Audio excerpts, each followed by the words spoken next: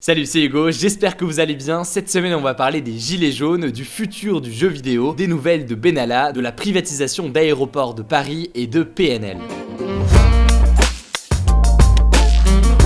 Première actu, comme assez souvent sur ce format des actus de la semaine, on fait un petit point sur les gilets jaunes. L'acte 18 de samedi dernier, donc pas hier mais la semaine dernière, a été marqué par un regain de violence. 1500 Black Blocs, un groupe de militants souvent violents dont certains sont des anarchistes, s'étaient greffés à la manifestation. De nombreux commerces sur les Champs-Élysées à Paris avaient été dégradés et plusieurs incendies déclarés. À cause de ces débordements, le Premier ministre Édouard Philippe avait annoncé des mesures de réorganisation du maintien de l'ordre. Déjà, les manifestations dans certains quartiers seraient interdites en cas de présence d'éléments ultra, c'est-à-dire notamment de Black Blocs. Ensuite, Édouard Philippe a annoncé la mise en place d'un nouveau dispositif, le marquage chimique, qui devrait être utilisé par les forces de l'ordre lors des prochaines manifestations. Le marquage chimique, ou produit marquant codé comme on l'appelle, PMC, c'est un composé chimique invisible à l'œil nu, indolore et a priori non toxique qui peut être vaporisé sur les casseurs. Cette trace reste plusieurs semaines sur les vêtements, la peau, les cheveux et permet aux forces de l'ordre, qui disposent donc d'outils pour détecter ces produits sur un individu qu'ils ont interpellé, de prouver la présence d'un individu à un endroit et à un moment précis. Enfin, selon le gouvernement, des militaires de l'opération Sentinelle, c'est-à-dire l'opération d'antiterrorisme, étaient appelés en renfort pour protéger les lieux publics sans être en théorie en contact direct avec les manifestants. En tout cas, résultat, hier, le dispositif semble avoir plutôt fonctionné puisque l'acte 19 s'est déroulé globalement dans le calme, en tout cas à Paris, où les Champs-Élysées étaient interdits aux manifestants et les autres rendez-vous des gilets jaunes se sont déroulés de façon relativement pacifique. C'était en tout cas un événement sous haute surveillance puisque rien qu'à Paris, 6000 membres des forces de l'ordre ont été mobilisés. La deuxième actu de la semaine concerne la privatisation des aéroports de Paris. L'Assemblée nationale a adopté l'article 49 de la loi dite Pacte et cet article ouvre la voie à la privatisation d'Aéroports de Paris. Aéroports de Paris, ou ADP,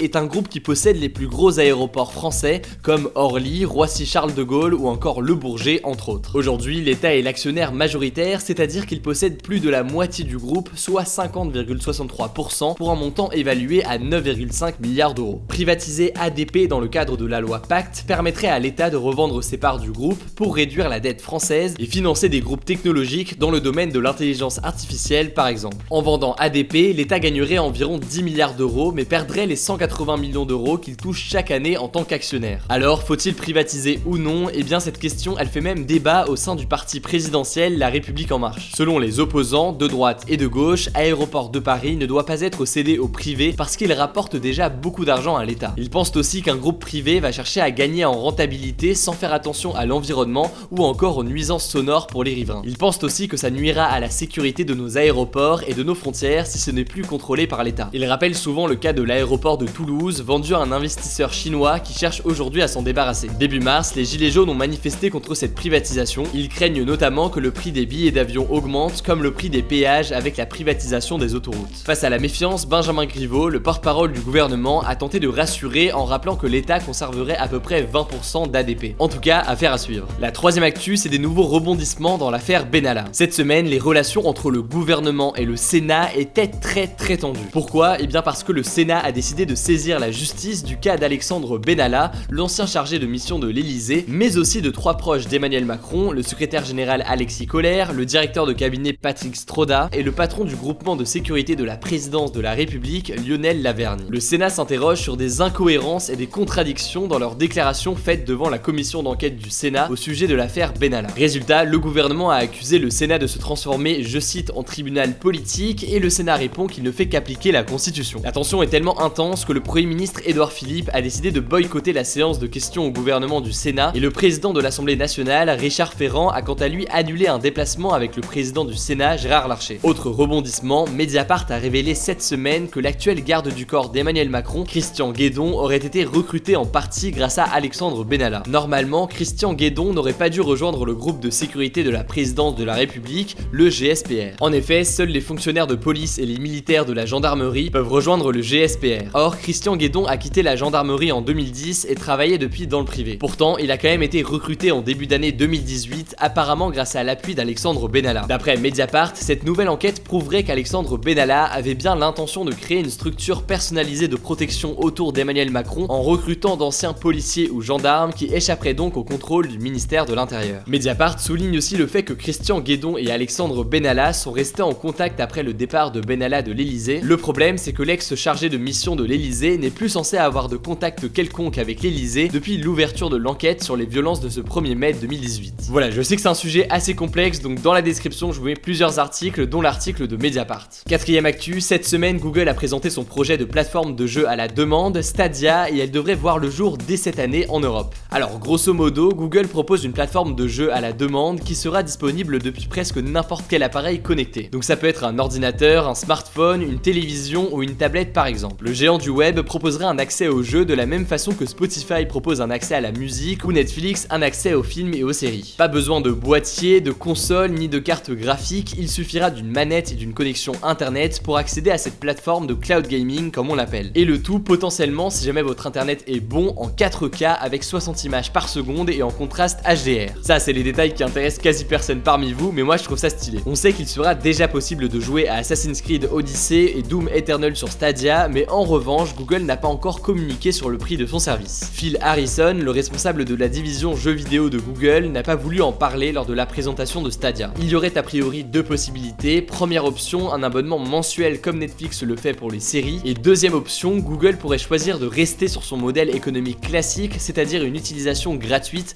en échange de la collecte de données et de publicité ciblée. En tout cas, à terme, le géant du web espère atteindre un total de 2 milliards de joueurs. Autrement dit, de quoi faire trembler les fabricants classiques de jeux vidéo comme Nintendo et Sony. D'ailleurs, les cours en bourse des deux marques ont baissé le lendemain de l'annonce de Google. En tout cas, là aussi, vous inquiétez pas, on vous en reparle dès qu'on en sait plus. Dernière actu de la semaine, cette semaine, PNL a sorti son dernier clip ODD à l'issue d'un live de 15 heures sur YouTube. Un teasing bien mené avec une vidéo de la planète Terre à laquelle les internautes ont beaucoup réagi et elle a même atteint un pic de 100 000 spectateurs en même temps vers 16h. La vidéo était en numéro 1 des tendances sur YouTube toute la journée vendredi et le hashtag PNL Live en top tweet aussi. Bref, le duo de rap de la cité des Tarterets a encore assuré niveau communication. Et c'est la raison pour laquelle j'en parle dans ces actus de la semaine, au-delà de l'aspect musical, qu'on aime ou non, d'un point de vue de communication, c'est assez inédit. Ademo et NOS, les deux membres de PNL, ont toujours privilégié le rapport direct avec leurs fans. Ils n'accordent jamais d'interviews et font très peu de concerts, et cette communication, fondée sur la rareté, nourrit tout un tas de théories et crée l'adhésion chez leurs fans. Vous vous en souvenez peut-être, en 2017, le teasing de la sortie de leur clip Béné était déjà très original. Ils avaient placardé des affiches dans Paris avec un numéro rouge urgent. En téléphonant, on tombait alors sur une boîte vocale qui diffusait en boucle la nouvelle chanson des rappeurs. Plus tôt encore, en 2015, ils avaient décidé d'envoyer un singe à leur place lors d'une interview prévue dans l'émission Planète Rap de Skyrock. Bref, les deux rappeurs cultivent une image mystérieuse et savent se faire attendre. Ça fait 3 ans qu'ils n'ont pas sorti d'album et pourtant, la sortie de leur clip cette semaine a enflammé internet. À l'occasion de tout ça, je sors une vidéo spéciale sur les sorties d'albums les plus originales et folles. On parlera de PNL, mais aussi de Nekfeu, de David Bowie,